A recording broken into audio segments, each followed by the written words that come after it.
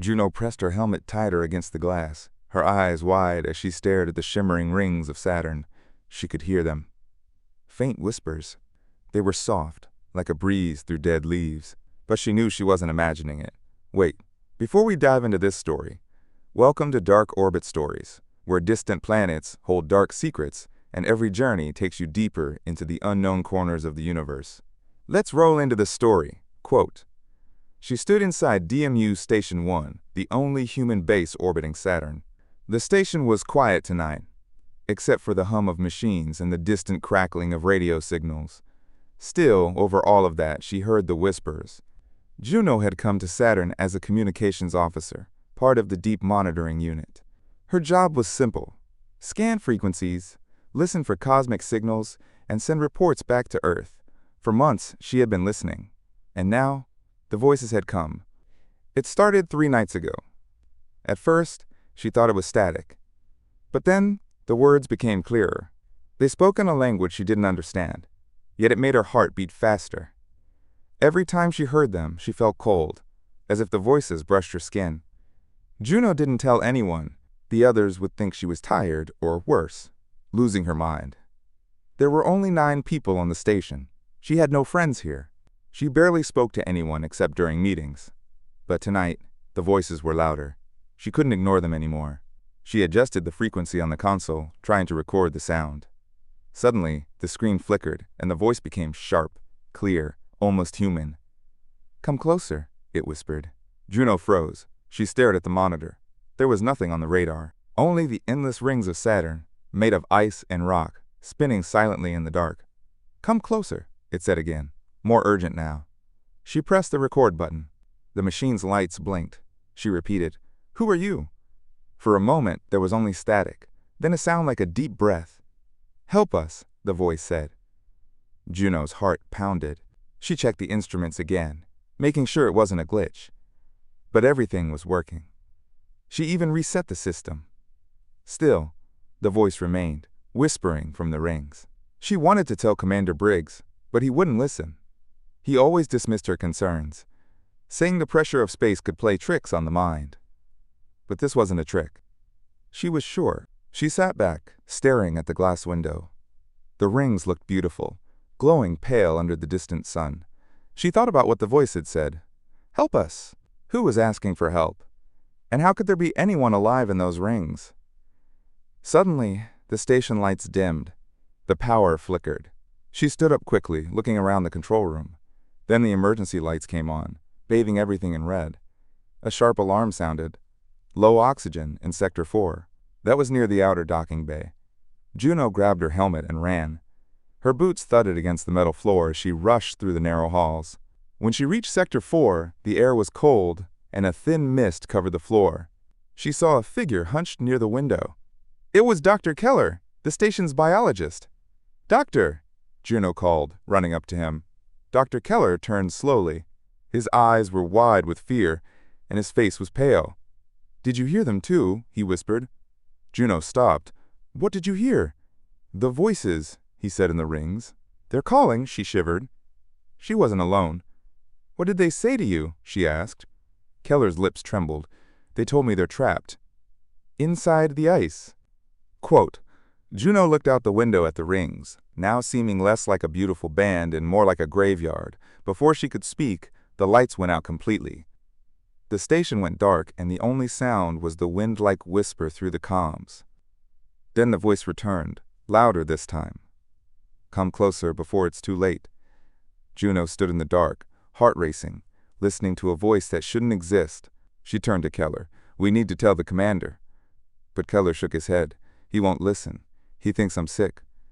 "Then we'll go ourselves," Juno said. "We'll take a shuttle. We'll go to the rings."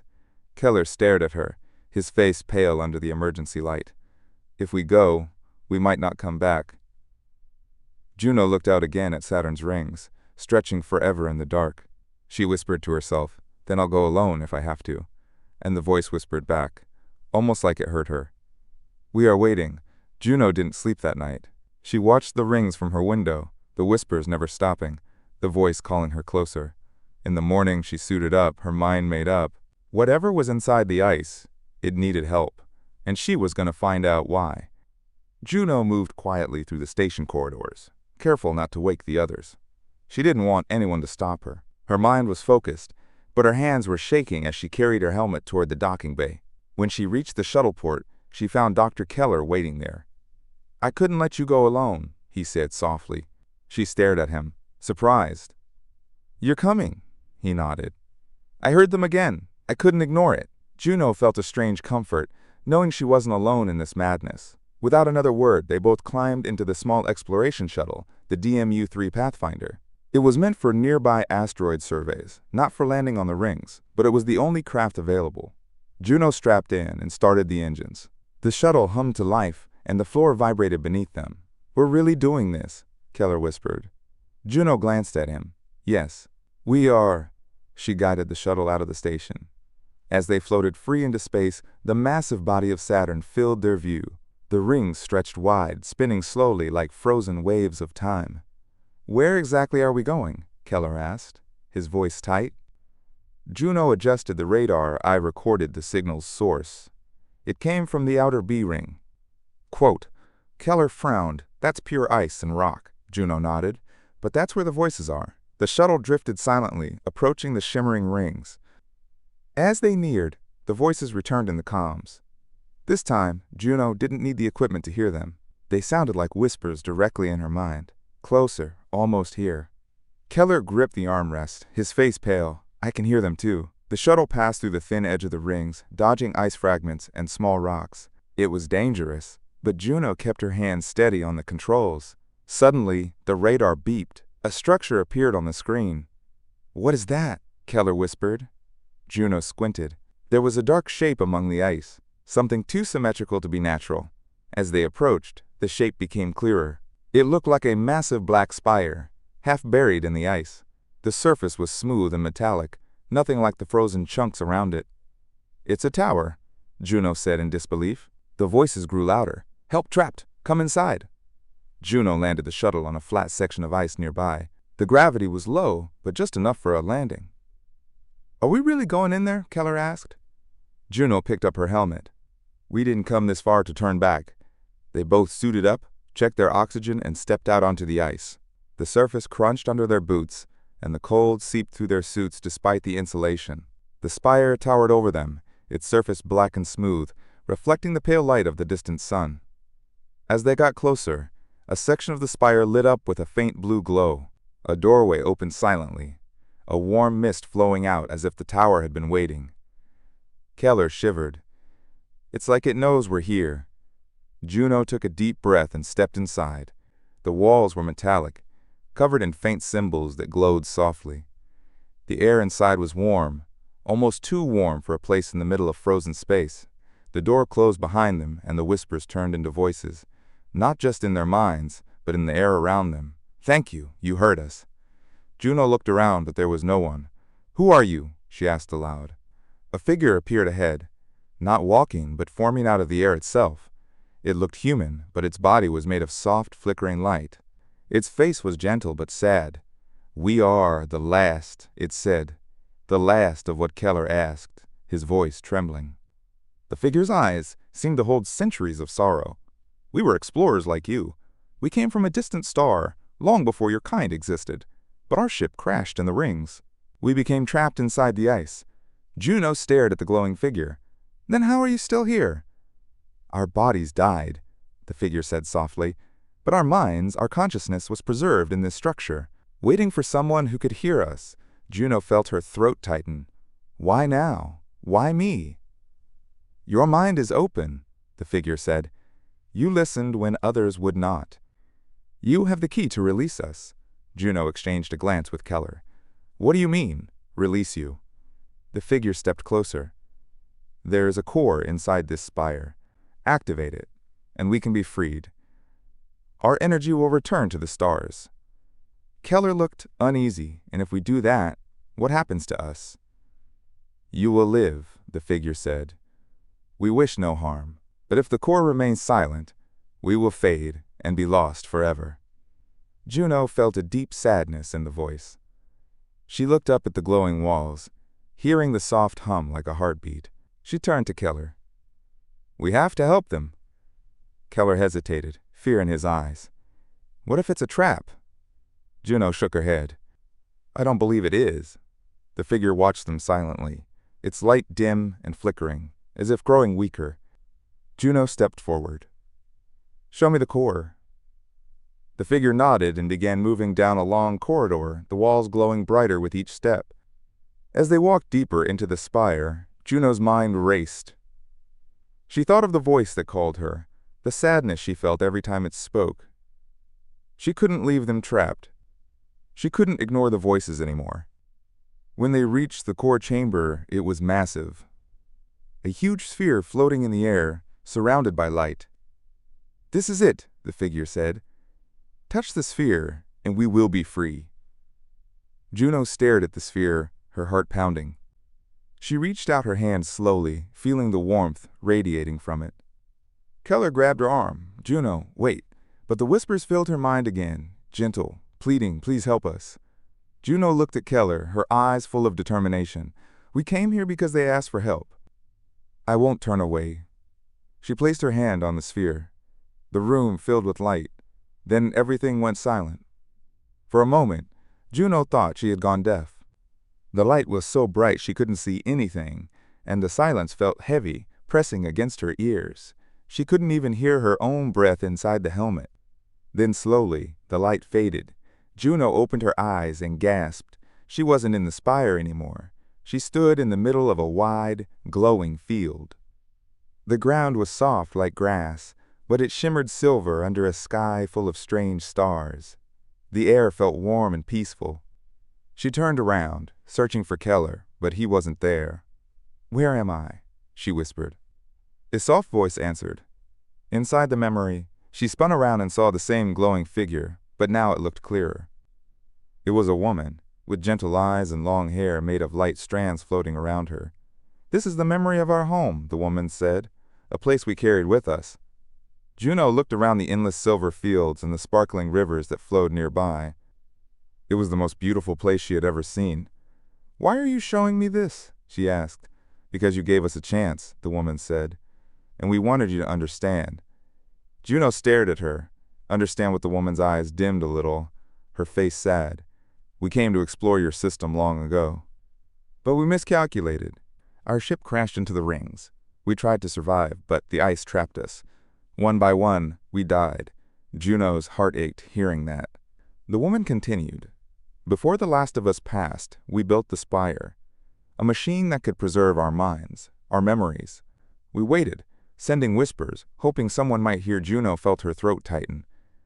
And I was the first. You listened, the woman said. Others ignored the voices, dismissed them as noise. But you cared. Juno looked down. She remembered the many lonely nights on the station, listening to the endless static, feeling like no one else could hear what she did. What happens now? Juno asked. The woman smiled faintly. You woke the core. We will leave this place. Our energy will return to the stars. We will no longer be trapped in ice. Juno's eyes filled with tears. She felt both joy and sadness. But you'll be gone. Not gone, the woman said gently. We will become part of the universe again. And you will remember us. Juno swallowed hard. I will. The woman stepped closer. She touched Juno's forehead lightly, and Juno felt a warm pulse in her mind. Thank you, the woman whispered. Thank you for hearing us. Quote, Then the world around her shimmered and began to dissolve, like dust in the wind. Juno blinked and found herself back in the spire, her hands still resting on the sphere. The light was fading now, and the room was quiet. Keller stood nearby, his face pale and confused. Juno, he said carefully, you've been standing there for 10 minutes. She pulled her hand back slowly, feeling weak but peaceful. They're gone, she said softly. Keller stared at her. Gone. Where Juno looked around the spire, the walls were dark now, the soft glow completely gone. They're free, she said. I saw their home. I saw who they were. Keller shook his head, still trying to understand. What did you do? Juno looked at him with tears in her eyes. I helped them return to the stars. They stood in silence, the empty spire echoing with nothing but their breaths. Keller stepped closer to her. Do you realize what this means? We just made contact with an ancient civilization. And now, they're gone. Juno smiled faintly. They're not gone. I remember them. Keller looked troubled, but he didn't argue. Together, they made their way back through the quiet halls of the spire, heading for the exit. When they stepped outside, the ice was still and the stars distant. But something felt different. The whispers were gone. The silence was deeper now, but not empty. It was peaceful. Juno stared at the rings of Saturn, the ice shimmering quietly under the sun. Keller watched her. What do we tell the others? Juno thought for a moment. We tell them the truth. But I don't think they'll believe us. Keller sighed. No, they won't. Juno smiled to herself. But I will always know what I heard. They boarded the shuttle and began the slow trip back to the station. Neither of them spoke for a long time. They simply watched the rings pass by, knowing that something ancient and lonely had finally been set free. And far away, in the deep dark of space, the stars seemed just a little brighter. The shuttle floated back toward DMU Station 1, the glowing rings of Saturn slowly fading behind them. Juno sat quietly, staring out the window, her thoughts heavy but calm. Keller sat beside her, still pale. Do you think we'll ever hear them again? He asked softly. Juno shook her head. No. They've gone where we can't follow. The station grew larger ahead, its metal arms stretched wide like an old, waiting guardian. As they docked, the usual mechanical sounds greeted them, the hiss of airlocks, the soft clank of magnetic locks securing the shuttle. Commander Briggs was waiting for them in the hangar. His eyes were sharp, his arms crossed. You two took the shuttle without clearance, he said sternly. You both know the rules. Juno stepped forward, her voice steady. We heard something, Commander. Something real. Briggs stared at her, unconvinced. You disobeyed protocol based on voices in the static. They weren't just voices. Juno insisted. There was a structure in the rings. A spire. It held memories. Minds trapped in the ice. Briggs looked to Keller for confirmation. The biologist hesitated, then nodded. I saw it too, sir. A tower buried in the ice. They spoke to us. Briggs frowned.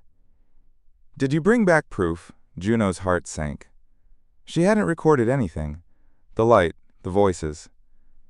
They were gone now. Briggs shook his head. I'll file a report. Both of you are confined to quarters until further notice. But, Commander! Keller started. Briggs raised a hand. No more stories. No evidence. No mission. That's final. Juno clenched her fist but said nothing. Keller looked away, ashamed. They returned to their rooms in silence. Alone, Juno sat by her window, staring at Saturn. The rings spun quietly, hiding their secrets once again. That night, as she lay on her bed, Juno heard a faint hum in her mind. Not a voice, but a memory. The silver fields, the shimmering rivers, the glowing sky of the alien world she had seen. She smiled, knowing it wasn't a dream. Days passed. The station returned to normal operations. Briggs didn't mention the incident again, and most of the crew never even asked where she and Keller had gone. It was easier for them to ignore what they didn't understand. But Keller changed. He visited Juno often, sitting with her in the observatory. He didn't say much, but his presence meant he believed her. He remembered too. One evening, as they watched the rings, Keller spoke softly. I can't hear them anymore. Me neither, Juno said with a smile. But I think that's a good thing. Keller nodded. Do you think we'll ever find more? Other voices, in other places. Juno looked at the endless stars. Maybe. But next time, we'll be ready. He chuckled quietly. And maybe we'll bring a recorder. They sat together, watching the slow dance of Saturn's rings. Somewhere out there, Juno knew, the lost minds they had freed were traveling again. Through stars, through time, through the universe. They weren't alone anymore. And neither was she.